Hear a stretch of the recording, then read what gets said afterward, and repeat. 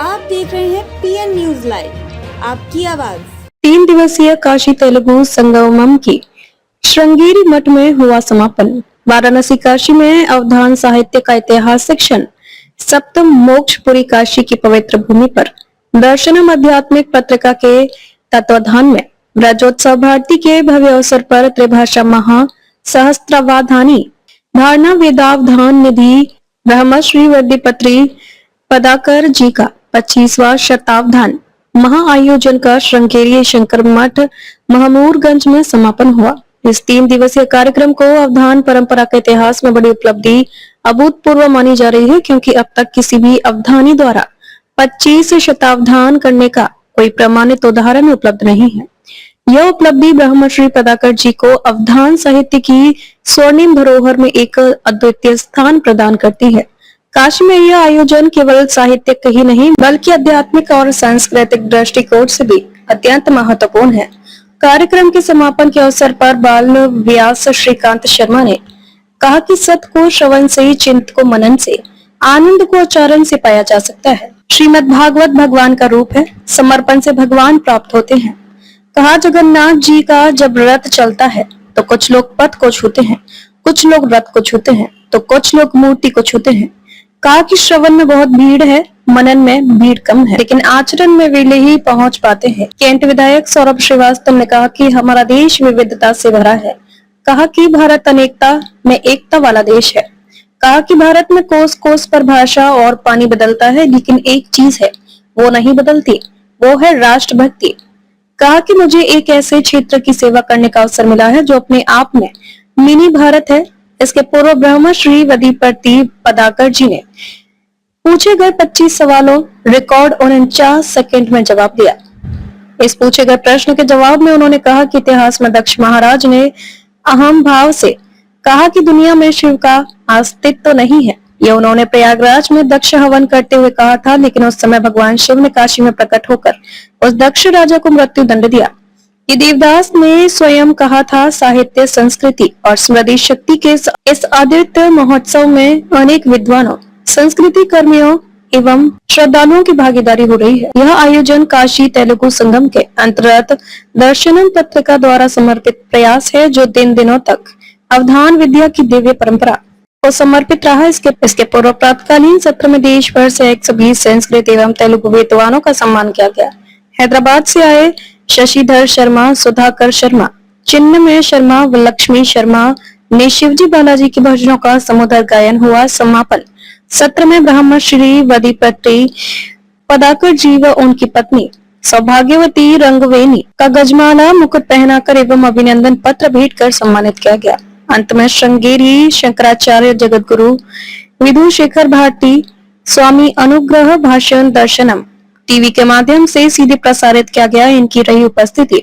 इस अवसर पर बाल व्यास श्रीकांत शर्मा, कैंट विधायक सौरभ श्रीवास्तव, दर्शनम टीवी के चेयरमैन एम वेंकट रमन शर्मा, रुक्मिणी शर्मा, भाजपा की राष्ट्रीय कार्यकारिणी के सदस्य के गीता मूर्ति, दत्तात्रेय शर्मा, श्रीकांत मिश्रा, रामानंद दुबे, चल्ला सुब्बा राव, चल्ला अन्नपूर्णा प्रसाद, संतोष शोलापुरकर, ब्रजेश कुमार मिश्रा, बबलू महाराज सहित तेलंगाना व आंध्र प्रदेश से सैकड़ों की संख्या तेलुगु संस्कृत विद्वान उपस्थित रहे।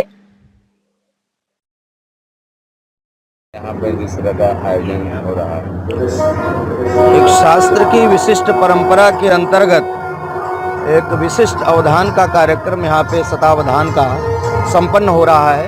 यह काशी के इतिहास में और भारत के इतिहास में एक स्वर्णिम अध्याय के रूप में आज यह दृष्टिगोचर हो रहा है। दिवसत्रय का कार्यक्रम यहाँ पर श्रृंगेरी पीठ में आयोजित हुआ है, जिसमें पद्माकर गुरुजी जो विश्वविख्यात विद्वान हैं, और ये एक परंपरा है जो 100 प्रश्नों का एक साथ उत्तर देना, ये अपने आप में बहुत विशिष्ट शास्त्र की परंपरा है, जिसका यहाँ पर कार्यक्रम संपन्न हुआ है। तो हम सब इसके साक्षी बन रहे हैं। यह हम सब का बहुत बड़ा सौभाग्य है कि यहाँ पर एक बृहद अनुष्ठान के रूप में, बड़े कार्यक्रम के रूप में हम यहाँ पर इसको देख रहे हैं। तो यह काशी तेलुगु संगम का एक प्रारंभ भी है, और जैसा कि हमारे संस्कृति का मिलन हो रहा है महाराष्ट्र में मराठी न आने पे मारा जा रहा है, क्या कहेंगे गुरुजी? क्या बोल रहे हैं?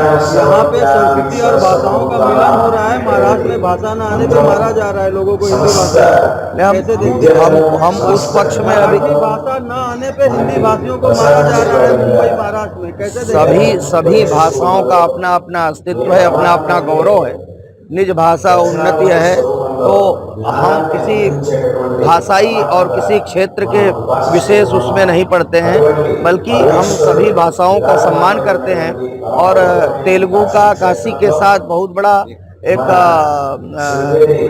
जुड़ा हुआ इतिहास है, क्योंकि तेलुगु में या दक्षिण भारत में जब आप जाते हैं तो वहाँ पर काशी के बिना हम तो हैदराबाद से यहाँ आए। हमारा प्रणव पीठ का शाखा भी यहाँ है ना, केदार खंड में है। कई बार लगभग 30 साल से यहाँ हम आ रहे हैं। पहली बार यहाँ तो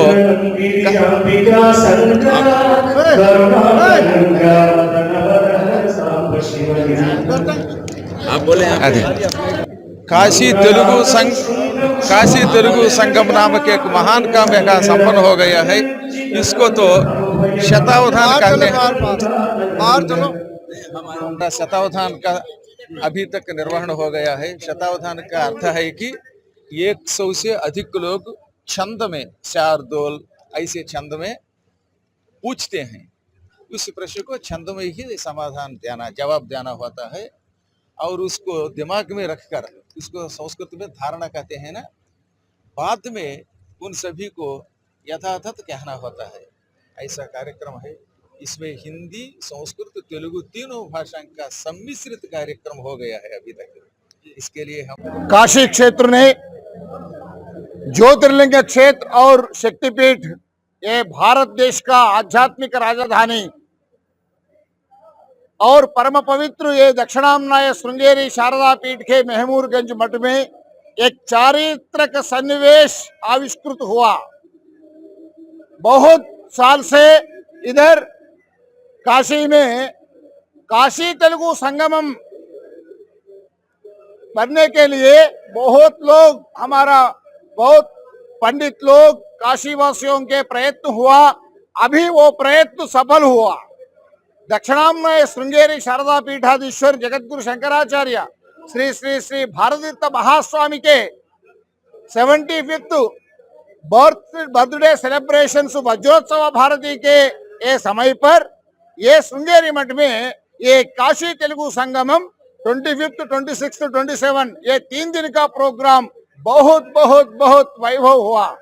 इसमें बहुभाषा पंडित और प्रवचनकर्ता त्रिभाषा सहस्रावधानी ब्रह्मश्री वद्यप्रति पद्माकर जी का 25 का शतावधान बहुत बहुत सुंदर और एक साहित्य परिमल से बहुत बहुत सुसंपन्न हुआ।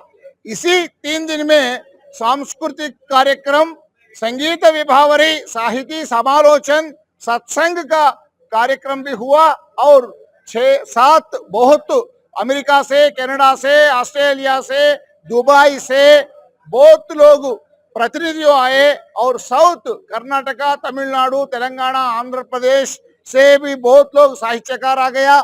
और ये काशी में निवासित काशी लोग भी बहुत लोग इसमें पार्टिसिपेट हुआ।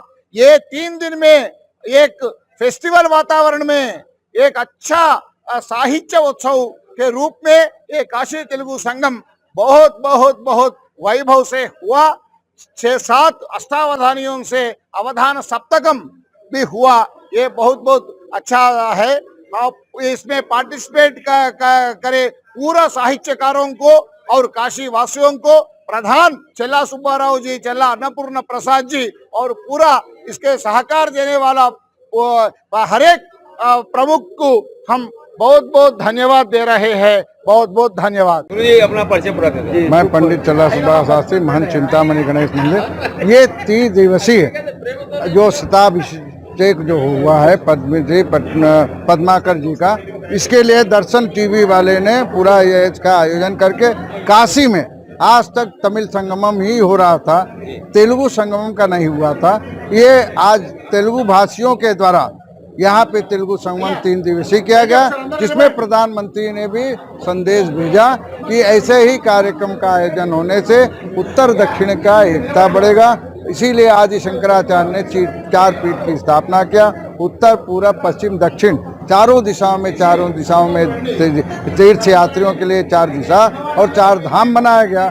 उसी तरह ये तमिल संगमम के बाद तेलुगु संगमम हुआ है, जिससे तेलुगु संगमम के पूरे आंध्र प्रदेश, तेलंगाना और जो तेलुगु भाषी विदेश में हैं, जो कुवैत में हैं, हर जगह के लोग यहाँ 500 लोग जो है यहाँ पे आके कविता पाठ किए और सहस्त्रावधानी जी के द्वारा पाठ का जो भी पाठ किया, जिसके भी धर्म के बारे में संदेश था, वो धर्म संदेशों को उन्होंने निवारण किया।